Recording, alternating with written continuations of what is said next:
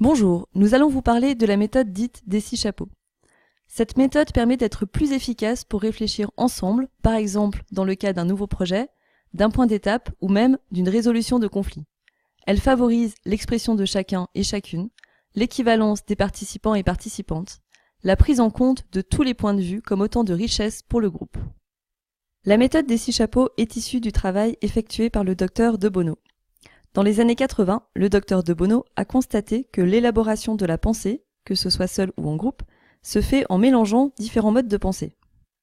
Par exemple, quand on travaille en groupe sur l'élaboration d'un projet, il peut y avoir certains membres du groupe qui sont en phase créative, qui apportent des idées, explorent les solutions possibles. Ces idées déclenchent un mécanisme de prudence chez d'autres, qui voient tout de suite les risques ou des raisons qui les rendent impossibles. Au même moment, d'autres membres du groupe auraient besoin d'informations pour comprendre de quoi il s'agit, quand certains aimeraient justement qu'on se mette d'accord sur comment structurer l'avancée du projet.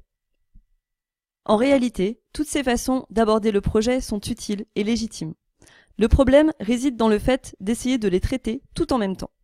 Il en résulte des tensions, du stress, une information qui circule mal, de la stigmatisation, c'est-à-dire que certains sont considérés comme des créatifs, d'autres comme des rabat-joie. Au final, on a un gros plat de spaghettis qui ne permet ni d'être créatif, ni de comprendre de quoi il s'agit, ni d'évaluer les risques ou les bénéfices. C'est ce que De Bono nomme la pensée spaghetti.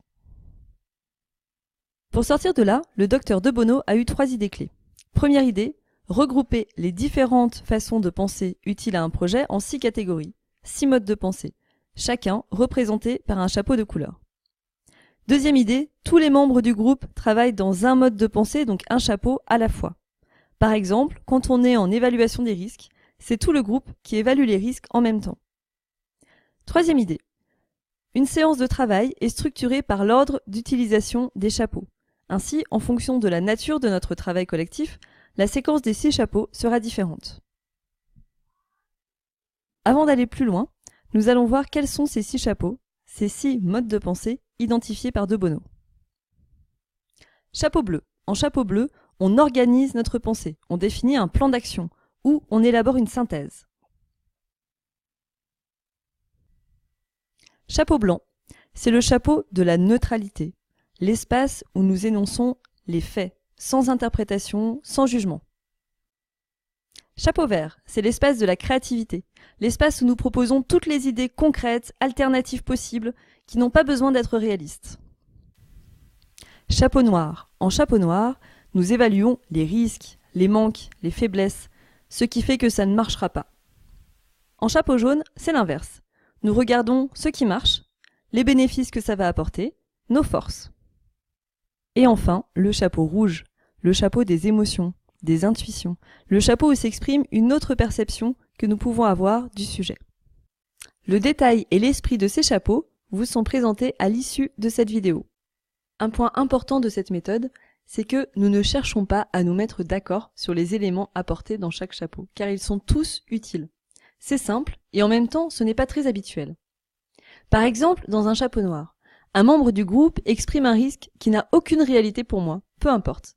Ce qui m'est demandé, c'est quel risque je vois, moi. Je viens donc compléter ce chapeau noir de mon propre point de vue.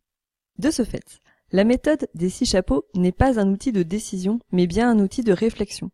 C'est pourquoi, à l'Université du Nou, nous utilisons souvent les 6 chapeaux en amont d'une prise de décision, pour préparer la proposition que nous soumettrons ensuite au consentement des membres. À présent, nous allons vous proposer quelques recommandations pour utiliser au mieux cette méthode. Prévoir une animatrice ou un animateur et un ou une secrétaire en soutien pour la prise de notes. Au moment de la construction de la séquence, il ne suffit pas de déterminer la couleur et l'ordre des chapeaux. Pour chaque chapeau, nous vous invitons à définir précisément la ou les questions posées au groupe. Par exemple, dans un chapeau jaune, nous pouvons nous questionner sur quelles sont nos forces ou bien sur quels sont les bénéfices attendus. Commencez par un chapeau bleu pour poser le cadre, c'est-à-dire le sujet de la réunion, ce à quoi on veut aboutir, la durée et la séquence de chapeaux que nous allons suivre. Également, avoir le réflexe de finir par un chapeau bleu pour regrouper les idées, synthétiser ce qui ressort de la séquence et ou définir le prochain pas. Prévoir pour chaque chapeau une durée, quitte à la modifier pendant la séquence si besoin. Ces durées sont plutôt courtes, 3 à 10 minutes. En effet, nous ne cherchons pas à être exhaustifs pour chaque chapeau, mais à avoir une vision globale de notre problématique.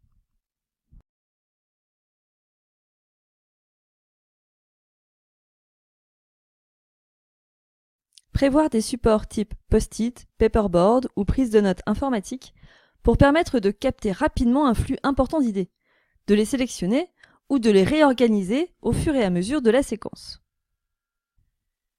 Entre chaque chapeau, prendre le temps nécessaire pour sortir d'un mode de pensée et entrer dans un autre. On peut prévoir éventuellement une courte activité physique ou sensorielle pour faciliter ce passage. Pour conclure, la méthode des 6 chapeaux est une méthode tout-terrain et facile à mettre en place, une fois que les quelques principes clés ont été intégrés. De notre point de vue, elle présente de nombreux atouts pour les groupes, sur la forme et aussi sur le fond. Elle permet de reconnaître l'apport de tous nos modes de pensée, individuellement et collectivement, et ainsi de déconstruire ou d'éviter l'étiquetage des personnes, les membres enfermés dans un schéma. Elle, c'est la créative, lui, c'est l'optimiste, etc. Si ces personnes ont pris ce rôle, c'est que c'était nécessaire. Avec cette méthode, elles n'ont plus besoin de tenir seules un rôle, car il est pris en compte de manière structurelle dans notre façon de réfléchir ensemble. Chacun peut ainsi s'autoriser à explorer d'autres chapeaux et peut-être se surprendre dans de nouvelles capacités. Elle permet de s'entraîner à réfléchir ensemble. Comme une pratique sportive, c'est par un entraînement régulier que nous saurons plus rapidement passer d'un chapeau à l'autre et être plus productifs dans chacun de ces modes de pensée. Elle crée un langage commun qui sera utilisable en dehors des séances de 6 chapeaux. Elle permet d'aboutir à un résultat synthétique et capitalisable pour un groupe.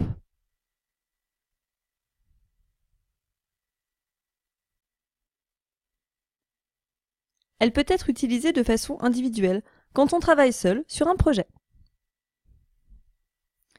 Pour vous aider à intégrer ces différents chapeaux, vous trouverez après cette vidéo une infographie qui présente dans le détail chaque chapeau et un enregistrement audio qui vous accompagne dans un voyage d'intégration de chaque mode de pensée. Alors, bon voyage et à bientôt!